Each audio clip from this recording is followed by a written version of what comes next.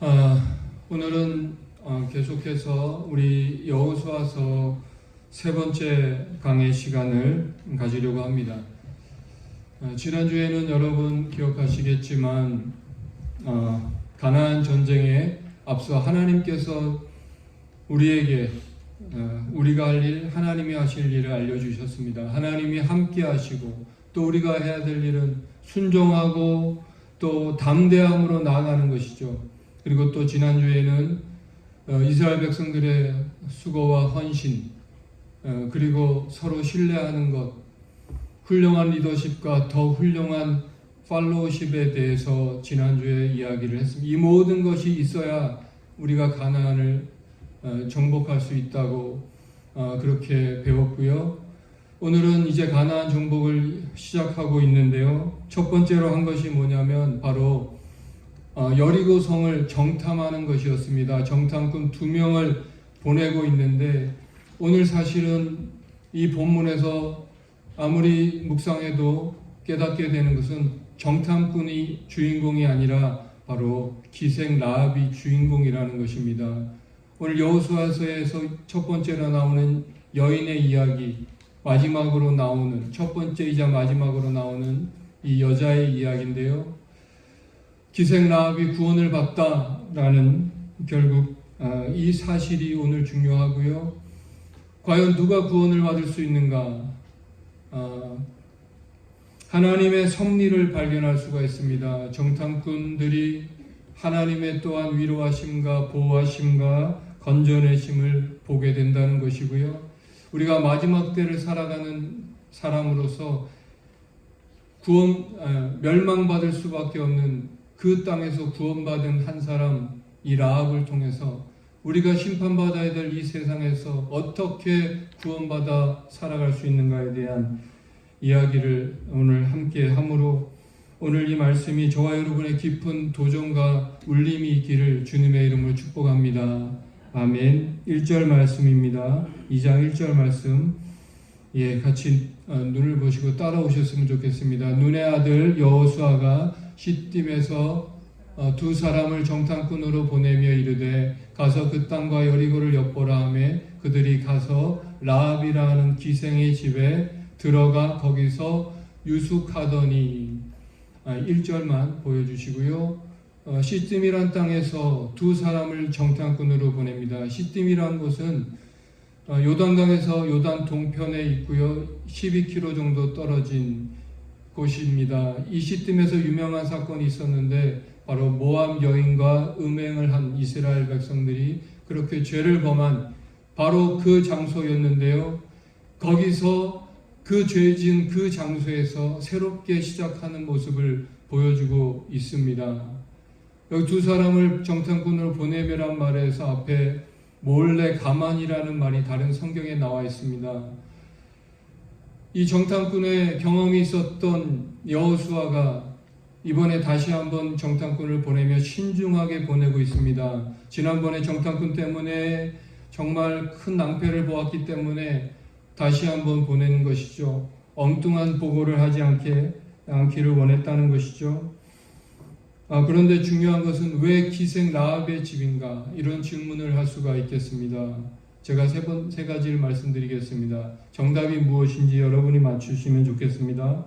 첫 번째는 딴짓을 하기 위해서, 2 번째는 돈만 주면 쉽게 들어갈 수 있는 곳이었기 때문에 나름대로 들키지 않을 곳이라, 또 3 번째는 기생 라합을 만나기 위해서. 정답이 무엇이겠습니까? 3번. 3번. 정답은 2번, 3번입니다. 답이 2 가지가 있어요. 인간적인 생각으로는 당연히 들키지 않고 쉽게 유숙 가능한 곳을 찾았겠지만 하나님의 뜻은 기생 라합을 만나는 것에 있었다는 것입니다. 2절 말씀 보겠습니다.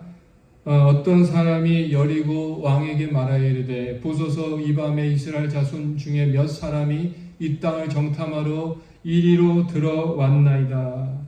참으로 안타깝게도 가나안 정탐을 시작하지도 못해서 이 기생집 라합의 집에 들어가자마자 들키게 되었다는 것입니다. 발각되게 되었습니다.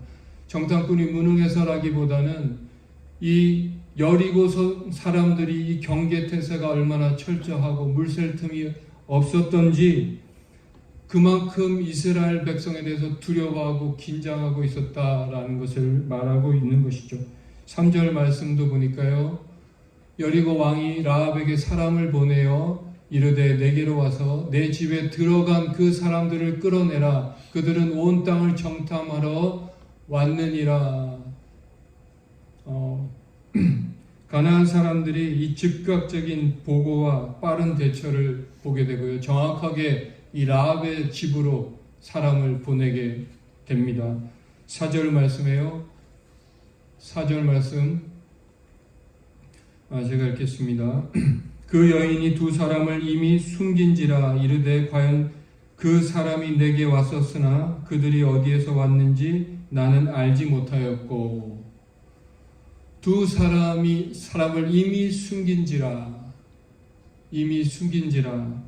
기생 라합은 이 짧은 순간에 엄청난 결단력을 발휘하고 있습니다. 뿐만 아니라 기가 막힌 아이디어로 이 사람들을 숨기는데요. 6절에서 보니까 지붕에 버려놓은 3대에 숨겼다 이렇게 말하고 있습니다. 3대란 무엇입니까? 그 당시에는 평평한 지붕을 가지고 있었고 그것에서 말리는 일들, 음식들을 말리고 그랬는데 3대라는 것이 이 습지에서 자라는 그런 삼줄기를 뽑아다가 3, 4주 물에 말려서 그것을 햇볕에 잘 마른 것을 또 껍질을 벗겨서 물에 돌려 실을 뽑고 그것으로 3배 옷을 만들어 입었던 그 3대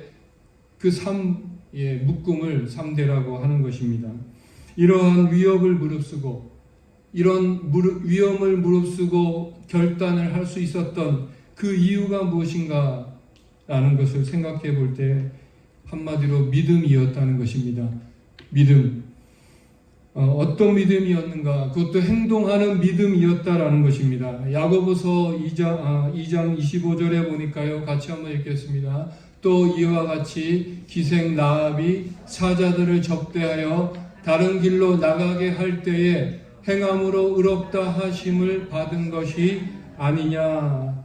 행함으로 의롭다함을 받은 것이 아니라 행함 있는 믿음. 이 믿음은 과연 어디서 나왔는가? 바로 믿음은 들음에서 나온다고, 들음 하나님의 말씀으로 말미암는다고 말씀하고 계십니다. 이 바로 라합이 오래전부터 이스라엘 백성에 대한 이 소문을 듣고 믿음을 가지게 되었습니다. 그리고 나서 계속 그들 찾아온 여리고 왕이 보낸 사람들에게 그는 거짓말을 하게 되는 것이죠. 5절 말씀 보겠습니다. 5절 말씀에요. 그 사람들이 어두워 성문을 닫을 때쯤 되어 나갔으니 어디로 갔는지 내가 알지 못하나 급히 따라가라. 그리하면 그들을 따라 잡으리라 하였으나 만약에 아무도 오지 않았다라고 하면 이곳에 없다고 하면 그 집을 수색했을지도 모르겠습니다. 그런데 다른 곳으로 갔다고 지혜롭게 따돌렸기 때문에 그곳으로 사람들이 갔을 때 이 정탐꾼들을 또 숨겨줄 수가 있었다는 거죠. 어떻게 이렇게 지혜로운 생각을 순간적으로 할 수 있었을까? 아무래도 MBTI가 ISFP가 아닐까? 저희 아내랑 똑같은 이런 현실 대처 능력이 아주 탁월한 임기응변이 좋은 그런 사람이 아니었을까 하는 생각이 들었습니다. 아마도 연극을 했어도 정말 청룡 영화제에서 큰 상을 받았을 그런 연기력의 소유자였던 것 같습니다. 오늘 7절 말씀에 보니까요. 그 사람들은 요단 나루터까지 그들을 쫓아갔고 그들을 뒤쫓는 자들이 나가자고 성문을 닫았다. 이제 성문까지 닫고 퇴로를 막고 이제 완전히 잡겠다라고 그들이 각오하고 있는 모습을 보게 되는 것입니다. 어쩌면 이 라합의 행동은 자신의 목숨을 놓고 이 동족을 배신하는 행위였고 또 결국은 그 일 통해서 그는 자신의 믿음을 드러내고 있습니다. 8절 이하에 보면 그의 진심이 드러나고 있는데 왜 그가 이렇게 하였는지 9절 10절은 한번 같이 한번 읽었으면 좋겠습니다.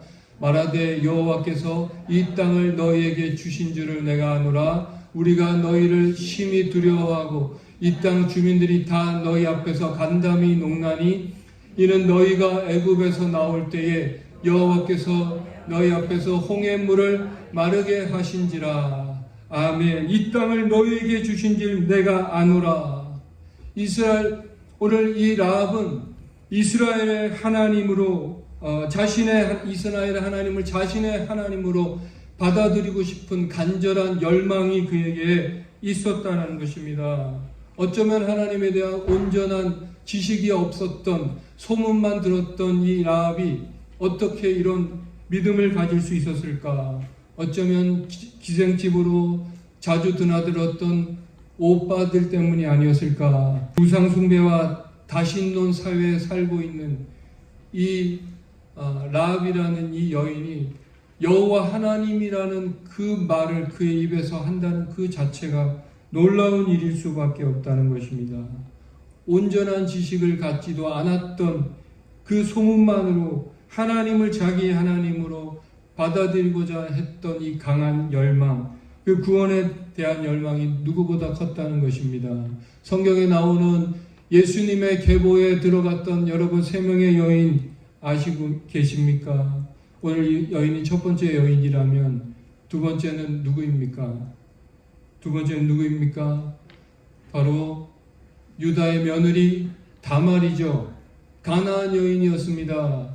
유다의 집에 며느리로 들어와서 보니까 이 사람들이 섬기는 이 여호와라는 유일신 하나님은 가나안 신과 다른 것입니다. 이 창조주 하나님의 약속과 복이 있는 집이라는 사실을 알게 되었습니다. 아브라함과 이삭과 야곱을 통해 전해지는 이 하나님의 약속, 복의 근원되는 하나님의 은혜를 알게 되었다는 것이죠. 그래서 남편 엘과 동생 오난에게 그 악함을 벌하시는 살아계신 하나님을 경험하고 나서 이제 나도 이 약속의 가문에 들어가야겠다라는 강한 열망이 바로 다말에게 생겼다는 것입니다. 그래서 정말 음란한 도시 가나안 땅에서 오랫동안 수절하며 이 막내 셀라가 자라기 장성하기까지 기다리게 되는 것이죠. 그런데 어떻게 됩니까? 바로 이 기다림이 바로 그 소망이 일시적이 아니었다는 것을 보여주는 것이고요. 이 셀라라는 막내가 결국 자랐지만 자신에게 주지 않는 시아버지 이 유다에게 결국은 어떻게 됩니까? 창녀로 변신해서 그 유다에게 변장해서 들어가게 되는 것이죠. 이것은 목숨을 건 모험이었습니다. 마지막에 내민 도장과 끔과 또 지팡이를 유다가 만약 모른다고 했으면 아마도 그 자리에서 죽을 수도 있었다는 것이죠. 그렇게 해서라도 이 약속의 가문에 들어가야겠다라는 그 열정과 그 마음, 그 소망이 너무 컸다라는 것입니다. 여러분, 또 한 여인 누구입니까? 모압 여인 룻이죠. 엘리멜렉의 가정이 하나님 안에 있을 때는 좋았는데 결국 모압 땅, 이방 땅으로 가서 남편과 아들들을 죽게 되고 그런 불행을 만나게 되는 것입니다. 나오미와 두 며느리만 남았고요. 이 나오미의 며느리였던 룻이 남편도 죽고 아들도 없고 이제 새 출발해도 되는데 아무 소망이 없는 시어머니 나오미를 따라가겠다고 결심하게 되는 것이죠. 그래서 어머니의 백성이 나의 백성이 되고 어머니 하나님이 나의 하나님이 되기를 원하나이다. 왜 그랬을까요?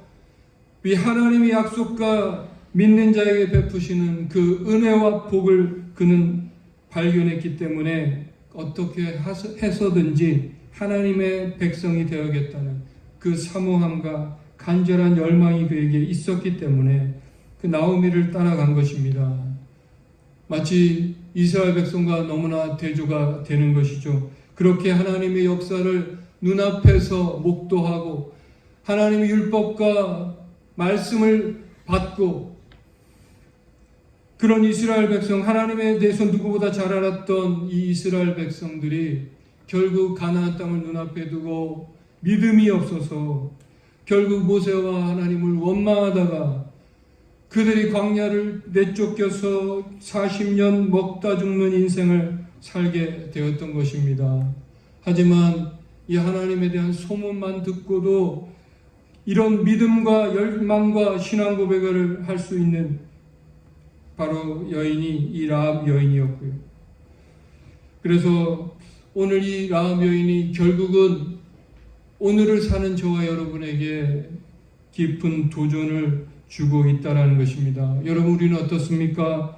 우리가 얼마나 하나님에 대해서 많이 알고 또 많이 배웠습니까? 또 은혜는 또 얼마나 많이 받았습니까? 그럼에도 불구하고 오늘 이 라합이 가졌던 구원에 대한 열망, 영생에 대한 소망이 과연 우리에게 그 믿음이 있는가 하는 것입니다. 여러분, 천국은 침노하는 자의 것이라 성경은 말하고 있죠. 그냥 떠먹여 주듯이 갈 수 있는 것이 천국이 아니고요.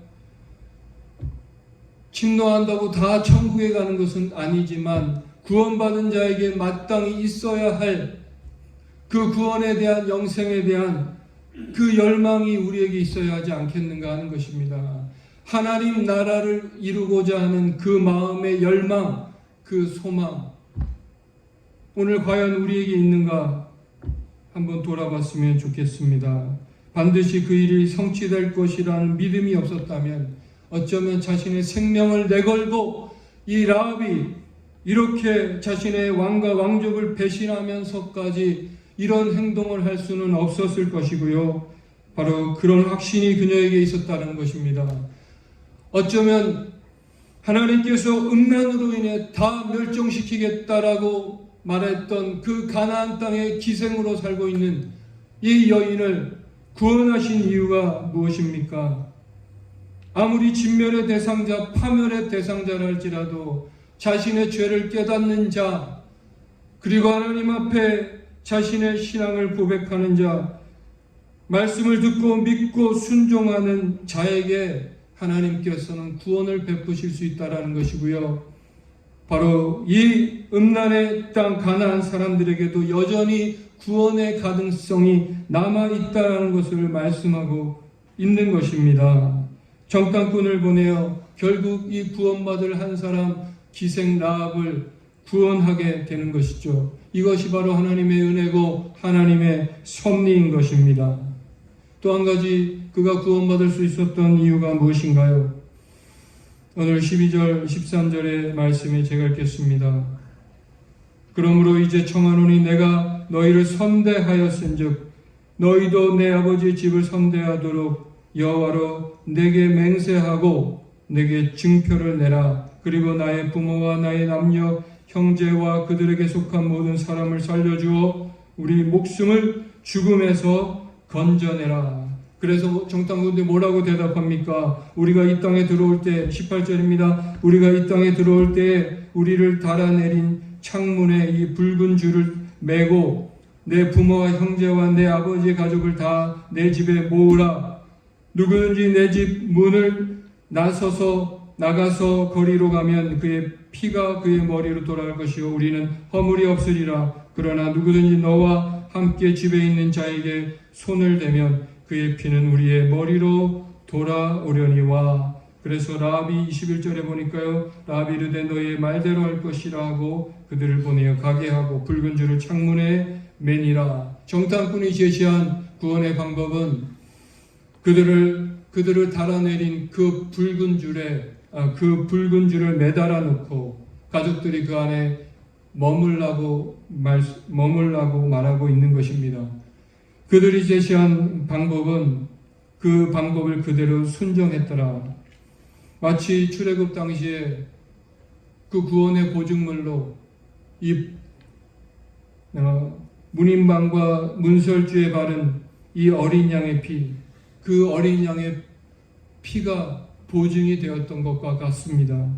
그리고 라합이 그 집안에 머물러 있어야 했듯이 노아 때 노아 방주에 노아 시대 때 노아 방주에 가족들이 머물러 있었던 것 같이, 또 출애굽 시대는 어린 양의 피를 바른 집에 머물러 있어야 했던 것 같이, 오늘날의 구원의 방법은 무엇입니까? 바로 우리가 이 구원을 얻기 위해서 예수 그리스도의 보혈의 피를 의지하고 그 안에 머물러 있어야 한다라는 사실입니다.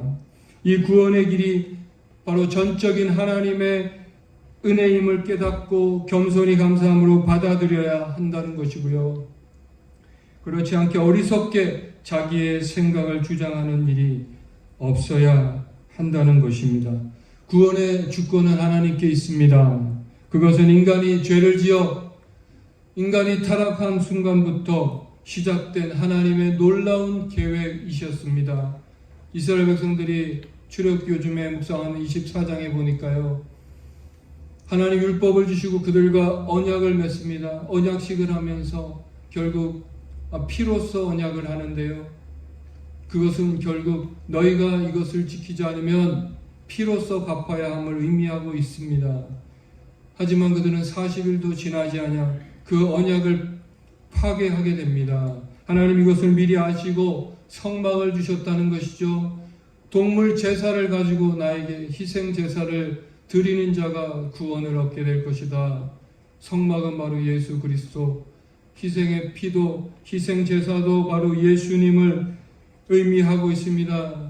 바로 언약의 피 예수 그리스도로 말미암아 이 언약을 완성해 주셨다는 것입니다. 그것이 바로 하나님이 정하신 구원의 방법이었던 것입니다.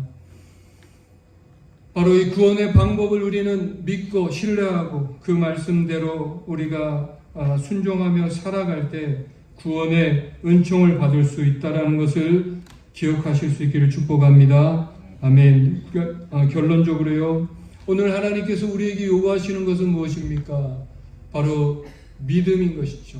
행함이 있는 믿음, 그리고 그 구원에 대한 열망, 그리고 하나님이 제시하시는 구원의 방법에 대해 순종하는 것, 그것이 우리가 선택해야 하고 우리가 바로 해야 될 일이다라는 것입니다.